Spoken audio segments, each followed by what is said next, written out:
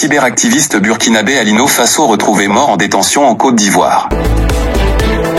Le cyberactiviste burkinabé Alain Christophe Traoré, plus connu sous le pseudonyme d'Alino Fasso, a été retrouvé mort dans sa cellule à l'école de gendarmerie d'Abidjan le jeudi 24 juillet 2025. Le procureur de la République près le tribunal de première instance d'Abidjan, dans un communiqué, a affirmé qu'il s'agissait d'un suicide. Selon le même communiqué du procureur de la République, Moné Braman Omar, le corps de Christophe Traoré a été découvert à 7h30. Immédiatement dépêché sur les lieux, le procureur déclare avoir requis un médecin légiste de la gendarmerie nationale. Les conclusions préliminaires indiquent que M. Traoré s'est pendu à l'aide de son drap de lit, après avoir tenté de s'ouvrir les veines du poignet sans succès. Une enquête est actuellement en cours pour déterminer les motifs et les circonstances exactes de ce suicide, a indiqué le procureur. Alain Christophe Traoré avait été interpellé le 10 janvier 2025 à Abidjan.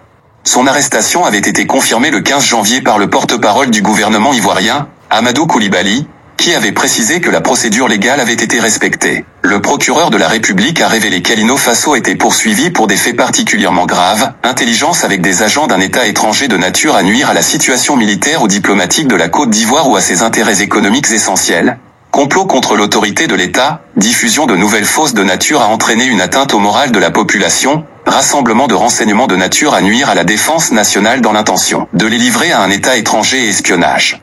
Alino Fasso, un citoyen burkinabé d'une quarantaine d'années, était installé en Côte d'Ivoire où il exerçait comme opérateur économique et communicateur. Il était publiquement un fervent soutien des autorités au pouvoir au Burkina Faso. Selon des sources proches du dossier, il lui était notamment reproché ses liens étroits avec les bataillons d'intervention rapide de la communication, un groupe de sympathisants de la junte burkinabé très actif sur les réseaux sociaux et connu pour relayer la propagande des militaires au pouvoir.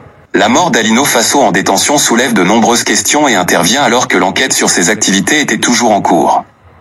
Les résultats de l'enquête sur les circonstances de son suicide sont désormais très attendus.